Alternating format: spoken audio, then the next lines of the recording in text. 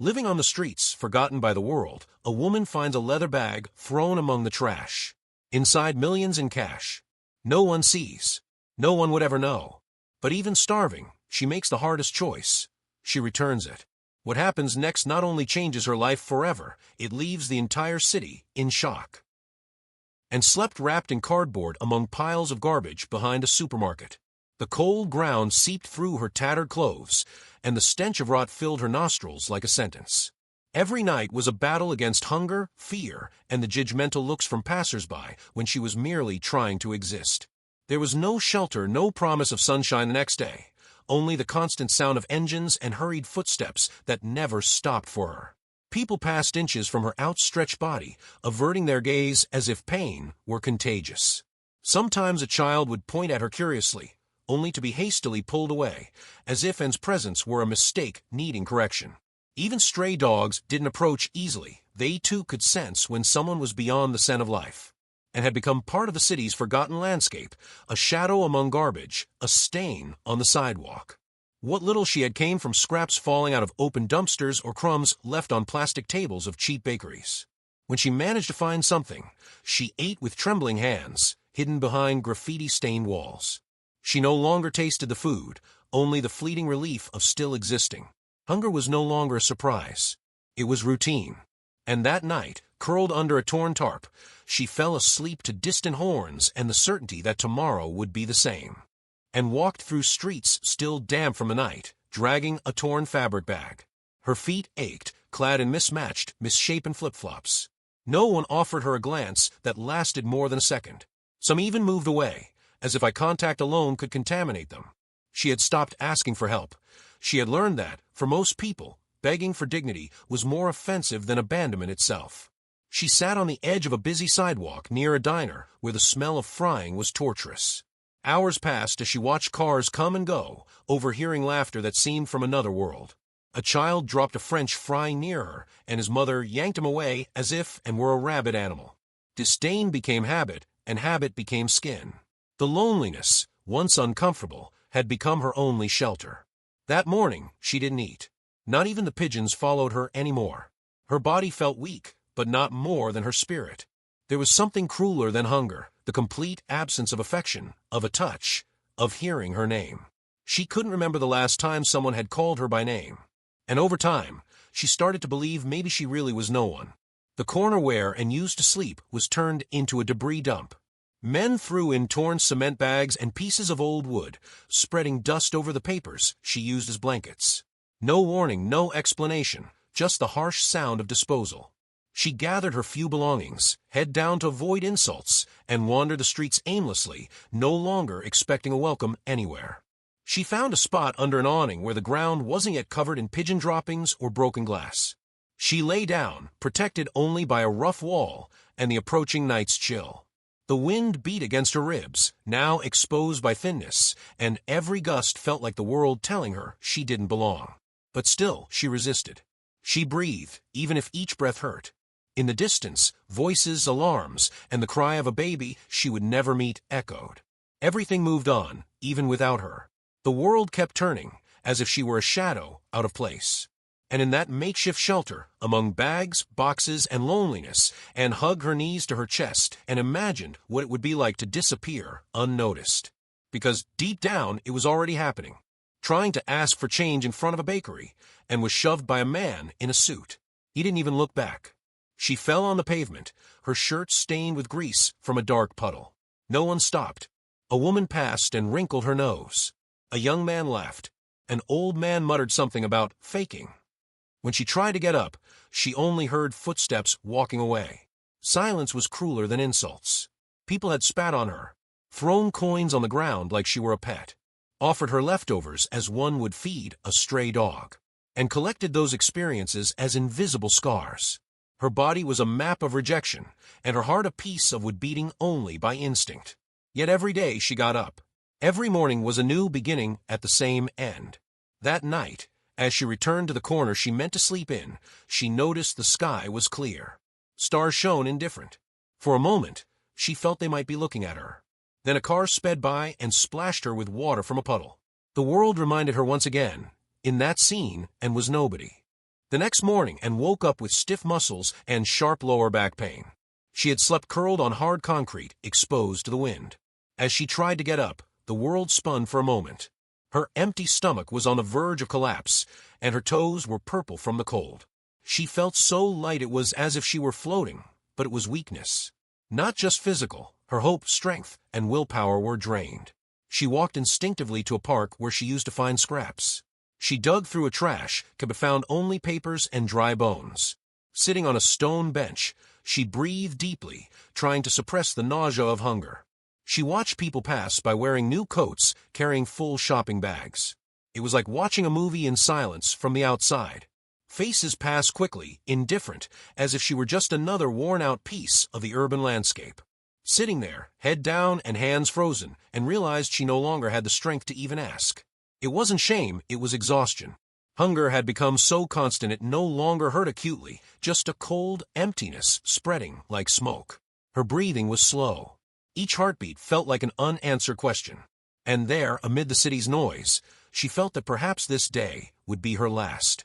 The autumn evening brought a cutting wind, and took shelter behind a church, where a wall crack offered partial protection. The bell rang in the distance, but she didn't move. She no longer believed doors would open for someone like her. Her prayers had long turned into weary sighs. Not even tears came anymore, just a deep fatigue that seemed to rise from her bones. The rough concrete scraped her knees as she sat down slowly, hugging her belly.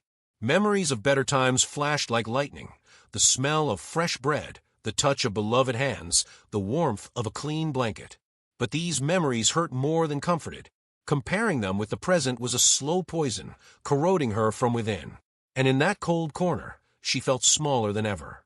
When the church doors closed, the last light spilling through the windows went out, and remained there, alone in the shadows, breathing shallowly. She wished for the night to pass quickly, or for her body to sleep and never wake again. It was the mute wish of someone who saw no way out, not for lack of courage, but because of too much accumulated pain. The next day, starving and trembling, and summoned the courage to hold out her hand in front a low-cost grocery store. A well-dressed middle-aged woman glanced briefly, then turned away, shaking her head in disdain. A teenager followed and mimicked the gesture, laughing loudly. A man, without stopping, threw a crumpled bill to the ground, but the wind blew it into the gutter before and could reach it. She chased after the bill, stumbling on the sidewalk, eyes brimming. When she finally grabbed it, she saw it was torn. She dropped it back to the ground without reacting. She looked around, no one saw her. No one cared. It was as if she didn't exist. This was no longer mere humiliation. It was confirmation there was no space for her anywhere. She returned to the alley where she used to sleep, but even that was now taken by other bodies. She found a tight spot between cardboard boxes and curled up. She was so weak she trembled. Her body sweated despite the cold. Each breath was hard, and for the first time in a long time, she truly thought she might not survive until morning. With the sky still dark, and woke with a metallic taste in her mouth. She coughed dryly and stood up with difficulty, leaning against the wall. She needed to find something to eat, anything. Her feet led her to a rarely used alley, where restaurant bins were often emptied in haste. Amid the scattered trash and torn bags, something caught her eye. It was a dark leather bag, half open, leaning against a pile of boxes. The zipper was broken, and as she approached and saw the interior shimmering with the reflection of banknotes, many of them, her heart raced immediately. For a moment, she thought it was an illusion. She blinked, rubbed her eyes. But no, it was real.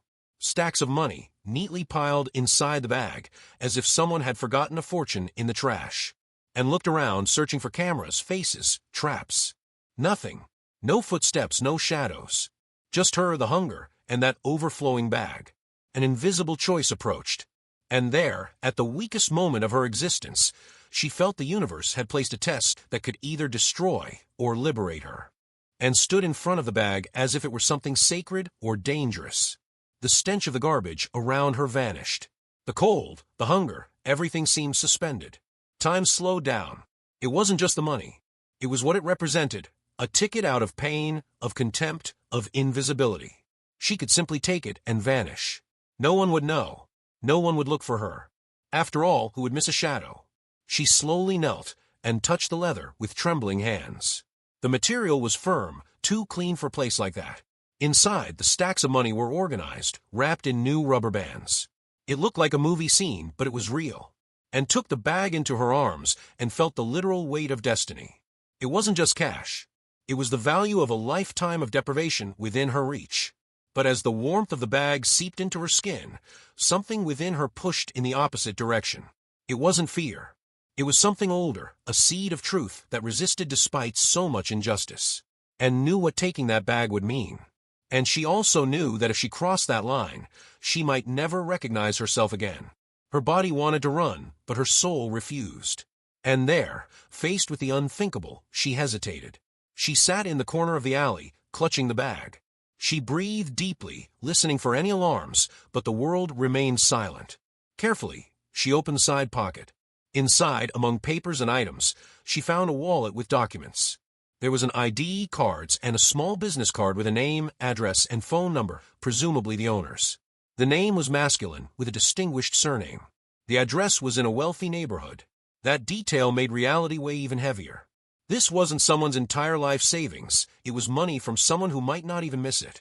That made things easier and harder. Because inside that bag wasn't just a fortune, but also a chance to prove to herself who she still was. And stayed there for an unknown amount of time. The sky was starting to lighten with gray tones when she stood. She didn't know if it was madness, pride, or instinct, but her feet started to move.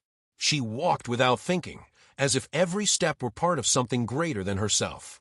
The address in her pocket, the bag in her arms, hunger in her belly, and a decision growing silently inside her.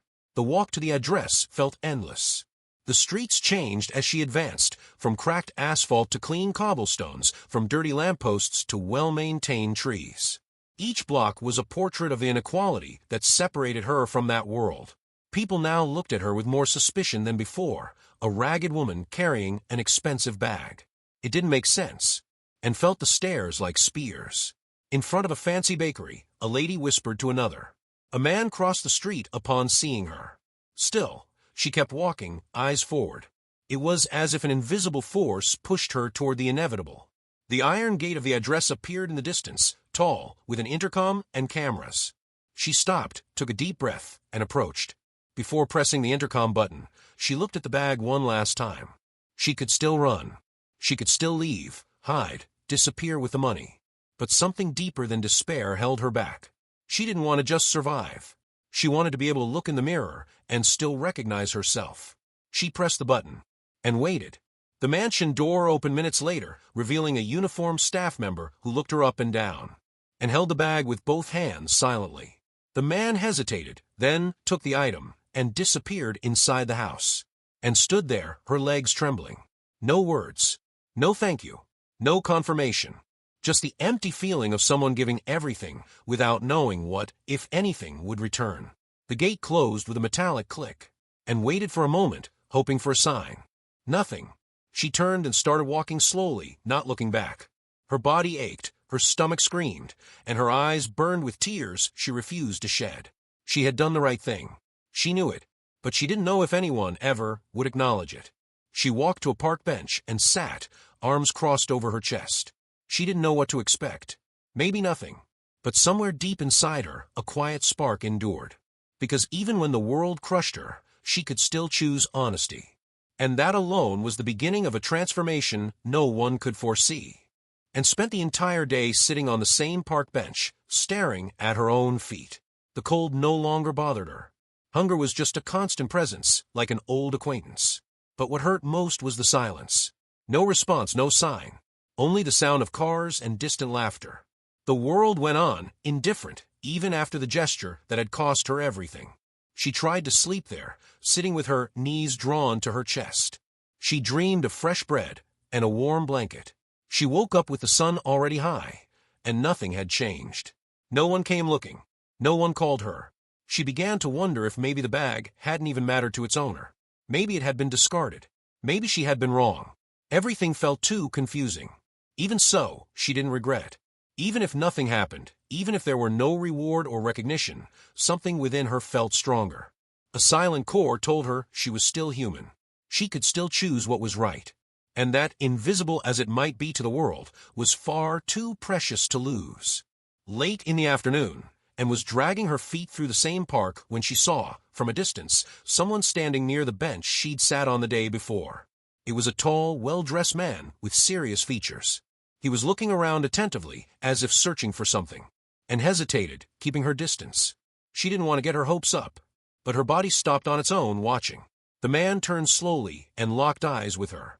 There were no words, no grand gestures, just silent recognition, and recognized him. It was the face from the ID, the owner of the bag. Her stomach twisted. For a moment, she thought of running, but something kept her rooted in place, as if the ground itself held her. He didn't approach right away. He remained where he was, simply watching. There was something in his gaze that wasn't accusation nor superiority. It was astonishment, maybe disbelief, maybe respect, and remained quiet, waiting. And when he finally took a step toward her, she just stayed. No words, no expectations, just whole. The man handed her a thick envelope. He didn't explain, didn't make a fuss. He simply placed it in her hands with a slight nod, and felt the firm paper, its weight revealing its contents. She didn't need to open it. She knew what it was. But more than the money, what weighed was the gesture. He hadn't forgotten. He had come back. And that was enough. When she looked at him again, he was already walking away. Steady steps, unhurried. He didn't say a word, didn't apologize, didn't try to explain anything. He just saw her in a way no one had in years. And that, more than the envelope, was what truly began to change everything. And didn't open the envelope right away. She tucked it into her old coat and sat on the bench again. She stayed there for hours, watching the sky darken. That wasn't the end. It was the beginning of something she didn't yet understand. For the first time in a long while, she felt present. She felt seen. And that made all the difference. That night, and found shelter in an abandoned building where the wind was less fierce. With the envelope still hidden, she slept peacefully. She dreamed of simple things, a bed, an open window, a warm meal. In the morning, she woke up with sunlight on her face.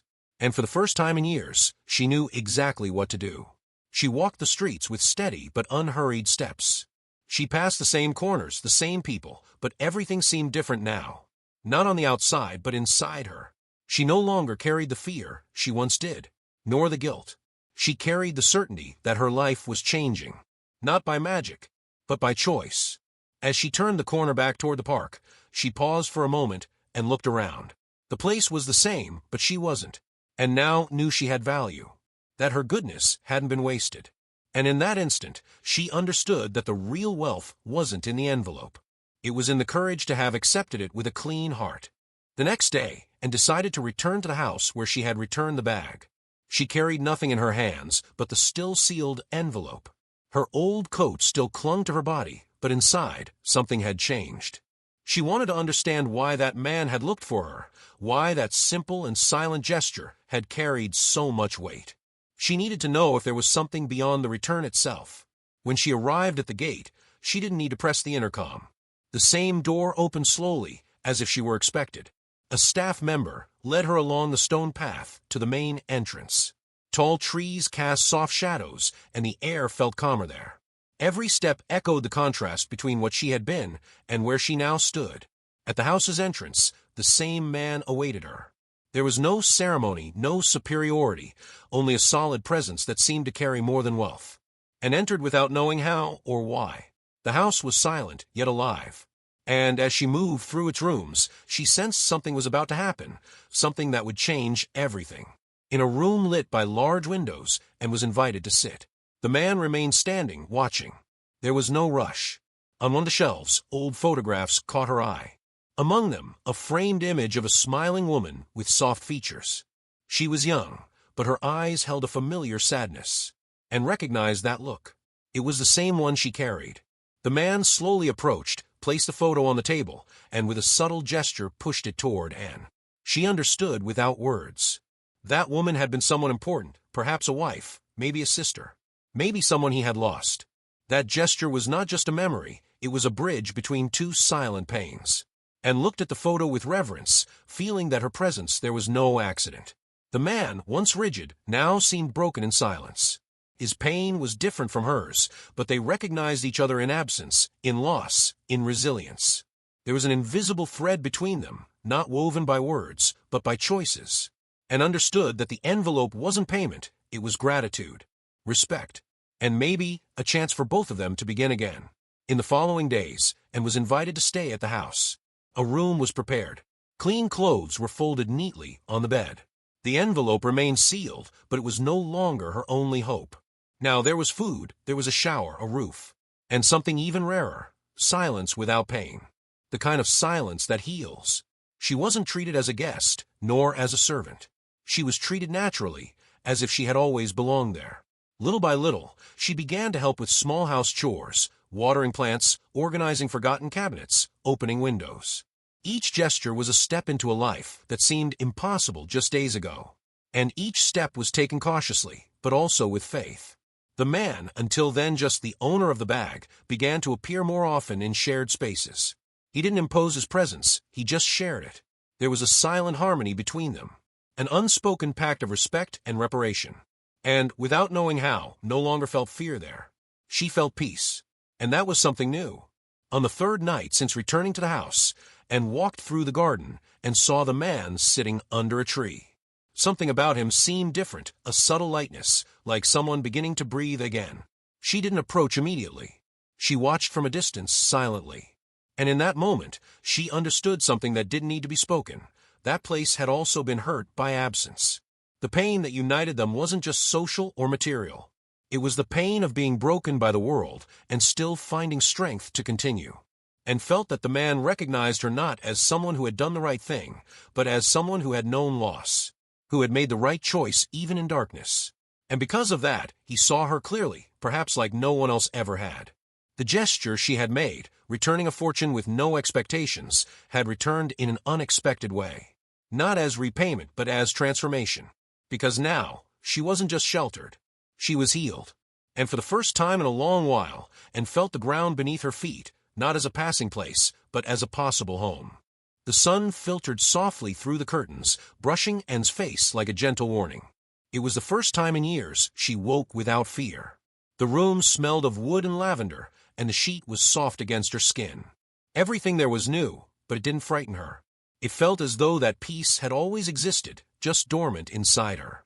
Anne sat up in bed, and remained still for minutes, simply feeling. She got up slowly, walked through the wide corridor, and watched the light beam through stained glass windows in colorful tones. The house now seemed less imposing and more alive. The sound of water in the garden, the distant bird song, the soft touch of wood beneath her feet. Everything invited her to stay. Yet even surrounded by calm, something lingered in the air, a sense that the cycle was closing. That an answer was coming. In the main room, she found a small white envelope on the coffee table. No name, no note, just the object waiting. And picked it up carefully, feeling the weight of the unknown. Inside was something metallic, a key. And then she understood. One more step was to be taken, one more gesture from the man who, in silence, had forever changed her life. Alongside the key was a second paper, an address. It was on a quiet street in the city, a modest but decent neighborhood. And recognized the area. She had walked past it many times in the past, dreaming of being invisible by choice, not by despair. Now that same place called to her again, but differently, not as a spectator, but as part of the scenery. She walked there in the late afternoon, with light steps and a racing heart. She didn't know what she would find, but something inside her said this wasn't just another house. It was a symbol. The gate was low, the garden modest, but tidy. The windows were open, and the air smelled of fresh paint. And approached with the key firm in hand, and before even turning it in the lock, she already felt something had changed forever. Upon opening the door, she found a simple but ready space. Essential furniture, new clothes folded on the bed, a basket of basic food in the kitchen. And on the table a paper, her name written in strong handwriting. No letter, no speech. Just that. A name. Hers. Recognized, written, belonging to something. And at that moment, the key in her hand was no longer just an object, it was a chance. A second life. In the following days, and began building her new routine. She washed clothes, hung curtains, placed a plant on the window. Small, almost invisible gestures, but ones that filled the space with meaning. Each act was a silent declaration of existence. She cooked for the first time in years. Sat at the table calmly. slept without flinching. And every morning, she awoke a little more whole. The envelope with the money was still with her, untouched. But now, its value was no longer in the bills. It was in the freedom to decide, to choose what to do, when, and how. And knew she could help others, just as she had been helped, not with fortune, but with humanity, with truth, with presence. And that now was what mattered most. Neighbors began to notice her, not with suspicion, but with quiet curiosity. A new, discreet woman who kept her garden tidy and greeted with a shy nod. Slowly, without realizing it, and was ceasing to be a shadow and becoming a presence. And in that simple neighborhood, she began to be known, not for her pain, but for her strength. One late afternoon, while sweeping the front of her house, and saw a black car stop across the street. It was him. The same man who had appeared in the park, silently, now stood there with the same firm, calm look. He didn't get out immediately. He stayed for a while watching, as if to be sure she was well. And when he saw her subtle smile, he simply nodded. Then he left without words. But she understood. That gesture was the right farewell. Not because he was leaving, but because she could now walk on her own. He had done his part. And Anne, with her quiet courage, had done hers. There were no promises, no contracts, no debts. Just two lives that had crossed at the darkest point and lit each other up. That night, sitting on the porch with a warm cup in her hands, and looked at the sky and felt her name finally had a place in the world. She was no longer invisible. She had a key, a home, and something money couldn't buy, restored dignity. And when the wind gently rustled the leaves, she closed her eyes and smiled. Because finally she was home. Tell me in the comments what score you'd give this story from 0 to 10, and I'll see you in the next video that's on the screen.